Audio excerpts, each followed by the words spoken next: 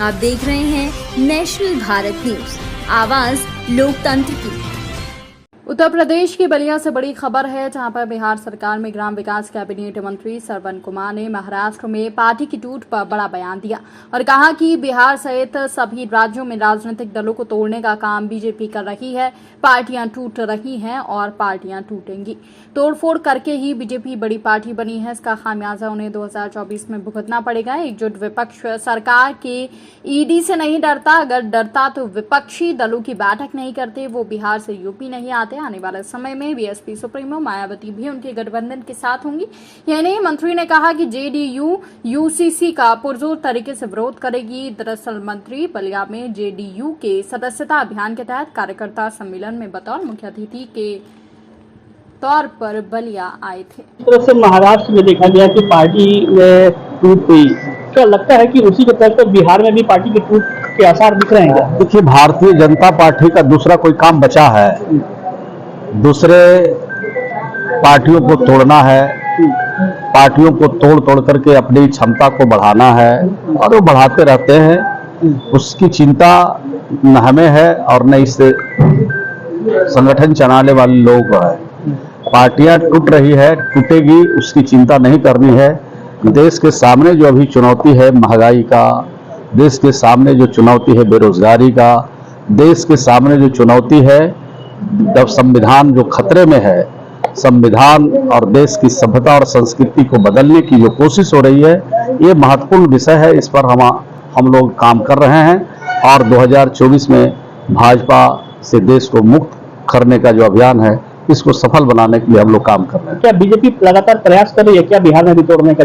तो सब जगह कर रही है, कोई नई बात थोड़ी है उनके लिए। अभी तो तोड़फोड़ करके ही वो बड़े पार्टी अभी तक बने हैं और इसका खामियाजा उनको 2024 में भुगतना पड़ेगा।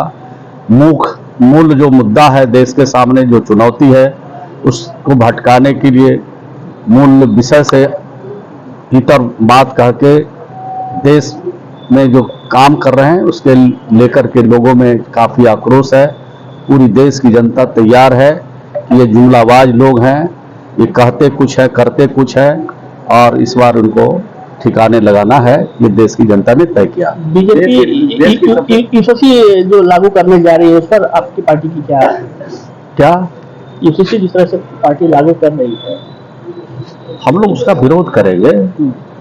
देश में जिस तरह से नफरत का वातावरण पैदा करने की कोशिश हो रही है भारतीय जनता पार्टी को, उसका हम लोग विरोध कर रहे हैं और लगातार इसका विरोध पूरे देश में हो रहा है।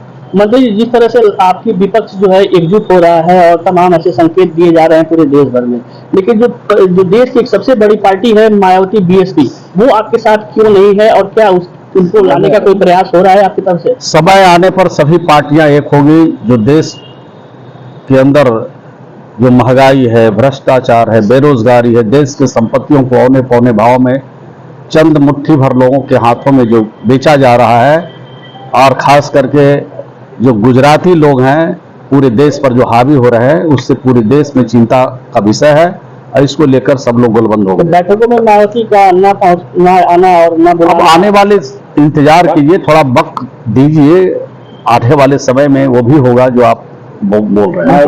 बात चल रही है क्या मायावती से किसी तरह का गठबंधन को जो मायावती से कोई बात हुई है इस मुद्दे पे? जो भाजपा से भारत को मुक्त देखना चाहते हैं वो सब पार्टियां एक साथ आएंगी और आने वाले समय में सब एक होकर के चुनाव लड़ेंगे।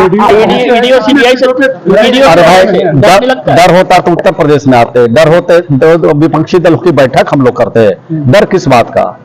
उनको जितनी कार्रवाई करना है, भारत सरकार की एजेंसियों को जितना इस्तेमाल करना है वो करें, उससे डरने वाला कौन है? देश की जनता सब फैसला करेगी और 2024 में भाजपा से भारत मुक्त हो जाएगा। बहुत